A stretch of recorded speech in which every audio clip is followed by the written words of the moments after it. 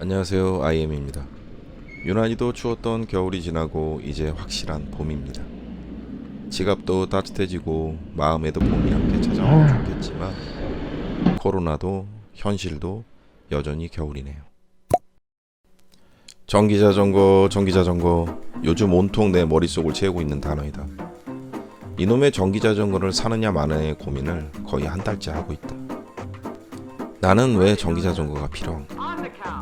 코로나 시대는 이미 장기전에 들어섰고 그 핑계로 운동도 함께 쉬게 되어 나의 몸무게는 평생 찍어보지 못한 꼭대기에 다다랐다.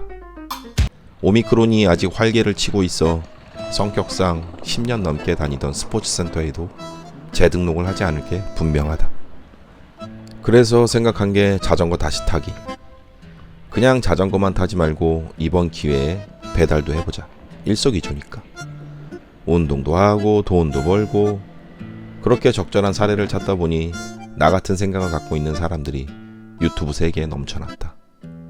이미 실행에 옮겨서 하고 있는 사람들까지. 인터넷 창을 열고 결제 페이지까지 간 게 한두 번이 아니다. 하지만 나를 이토록 고민에 빠지게 한 건 전기 자전거의 종류다. 배달용 전기 자전거는 내 취향과 전혀 맞지 않았다. 20인치의 작은 바퀴, 오로지 배달을 위한 디자인처럼 보이고 자전거 길을 따라 팔당까지 가지도 못할 것 같았다. 자전거 안장에 오르면 왠지 모르게 한강이 아니라 나도 모르게 배달 어플을 켜야 할 것 같은. 나는 20년 넘게 자전거를 탈 때도 미니벨로는 쳐다보지도 않았었다. 그렇다고 미니벨로 유저를 까는 건 절대 아닙니다. 취향의 차이랄까? 운동 겸 배달도 하고 디자인도 내 맘에 들고 이런 자전거는 아직 세상에 존재하지 않았다. MTB형의 전기자전거는 디자인도 마음에 들고 가격도 상당히 비싸다. 물론 내 취향이긴 하지만 얼마 사용 못할 것이 분명하다. 동네 뒷산이라도 한번 오르면 다행일까 싶을 정도겠지. 그리고 동네 횡단보도에서 우연히 마주친 삼천리 MTB형 자전거를 타고 배달하는 분이 그랬다. 배달하기엔 타고 내리는데 불편하더라고. 불편하다. 안장에 배달 가방을 달면 내리고 탈 때 가랑이에 쥐가 날지도 모른다. 그렇다고 20인치의 배달 전용 자전거를 사자니 정말 배달만 해야 할 것 같은 그런 기분. 한강 자전거 도로는 안 나가게 될 것 같은 기분. 물론 다니다 보면 한 번도 만난 적은 없지만 같은 자전거를 타는 수많은 분들을 만나며 동족의식에 취할지도 모르겠다는 생각은 들었다. 그러다 우연히 알게 된 일레클 전기자전거 원렌탈.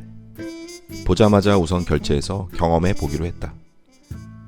24인치로 20인치 전기자전거보다 조금 더 큰 몸집에 배달도 운동도 하며 디자인 마음에 드는 중간 어느 정도의 자전거라고 생각했지만 직접 본 일레클은 딱 따릉이 느낌이었다.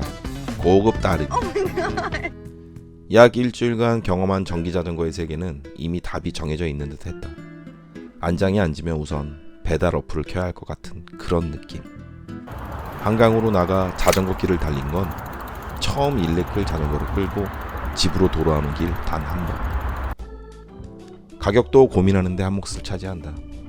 MTB형 전기자전거는 150만원에서 800만원 이상 하는 것도 있고 20인치 전기자전거는 배터리 15A 기준 130에서 190만원 정도다. 오늘도 나는 초록창과 빨간창에서 전기자전거를 검색하며 그 어디쯤 있을 나의 취향과 목적에 맞는 자전거를 검색한다. 누군가 그랬던 것 같다. 무언가를 내려놓았을 때 마음의 평화가 찾아온다. 이제 비도 그쳤고 공기도 따뜻해졌다. 근데 바람은 왜 이리 부는겨?